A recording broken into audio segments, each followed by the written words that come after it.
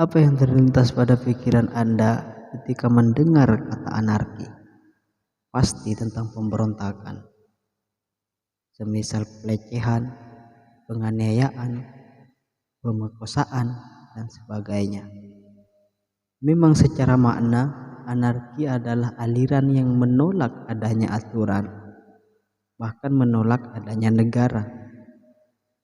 Dari mana itu memang anarki memiliki konotasi memberontak, tapi itu dilakukan berdasarkan alasan yang ilmiah. Thomas Hobbes boleh menganggap tanpa adanya negara, kehidupan masyarakat akan terasingkan, miskin, kotor, buruk, kasar, dan sebagainya. Tapi bagi anarkisme itu sendiri, untuk menilai manusia bersosial harus terlebih dahulu melihat siapa manusia itu. Apakah benar tanpa negara kehidupan manusia tidak akan sentosa atau sejahtera? Ternyata tidak, kata anarkisme. Bahkan pada hakikatnya atau pada dasarnya, manusia adalah makhluk sosial, bukan asosial. Sehingganya tidak boleh mengira bahwa tanpa negara manusia tidak akan hidup sentosa atau sejahtera. Bahkan dengan adanya negaralah kehidupan manusia menjadi ruwet, malah tidak pasti. Apalagi konsep negara di dalamnya disokong oleh gagasan otoritas yang sah. Apa itu otoritas yang sah? Nah, otoritas yang sah yang dimaksudkan oleh anarkisme adalah setiap pejabat negara memiliki hak untuk memaksakan kepatuhan orang lain. Sehingga dari situ tidak ada kebebasan-kebebasan yang totalitas atau kebebasan yang murni dari kebebasan yang dibutuhkan manusia dalam tatanan sosial atau dalam bersosial. Nah, adapun siapa sih yang memunculkan anarkisme ini atau aliran anarki ini? Nah, kalau dilihat dari beberapa literatur, yang memunculkan aliran anarki ini adalah William Godwin. Tapi ternyata ada juga seperti tokoh Pierre Joseph Proudhon.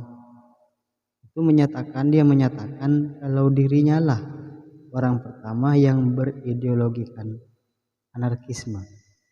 Bahkan Proudhon menyatakan kalau anarkisme adalah sebagai gerakan sosial. Sehingganya tidak heran ketika dilihatkan dengan penolakan anarkisme tentang adanya negara dan aturan. Karena keduanya juga berupa konsep sosial. Nah, pada intinya gerakan sosial anarkisme ini merupakan gerakan penentang dari gerakan komunis.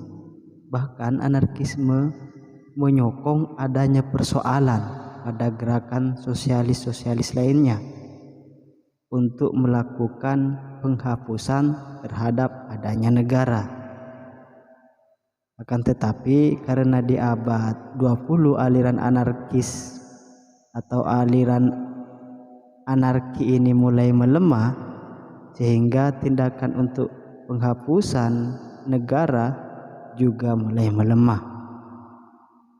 Andai anarkisme ini tidak melemah pada saat itu atau kuatlah, pasti negara sudah terhapuskan. Bahkan kita saat ini tidak akan menggunakan konsep yang namanya negara itu. Tapi bukan berarti manusia tanpa negara itu malah tidak memiliki aturan dan bahkan sewenang-wenang dalam bertindak. Karena seperti apa yang telah dikatakan oleh John Locke, ketika manusia memang dikehendaki untuk tidak bernegara, John Locke itu mengatakan harus bisa menyesuaikan dengan kondisi natural manusia, yaitu menempatkan semua orang sebagai manusia yang memiliki kesetaraan dan juga kebebasan, serta tidak seorang pun berhak menguasai orang lain.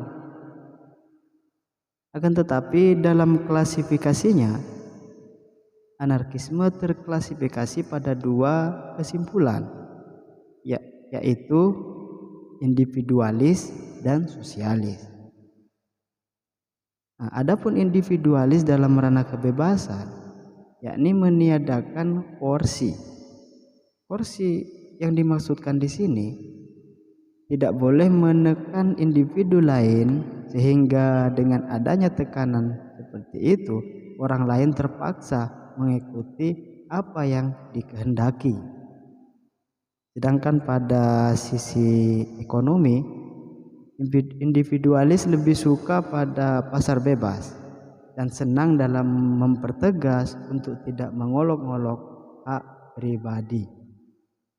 Sedangkan pada klasifikasi sosialis, itu tidak lepas dari penolakan mereka pada properti privat kapitalis dan negara, karena mereka menganggap atau anarkisme menganggap bahwa dengan adanya properti privat kapitalis dan negara itu dapat mengurangi tindakan yang bersifat pada solidaritas sosial.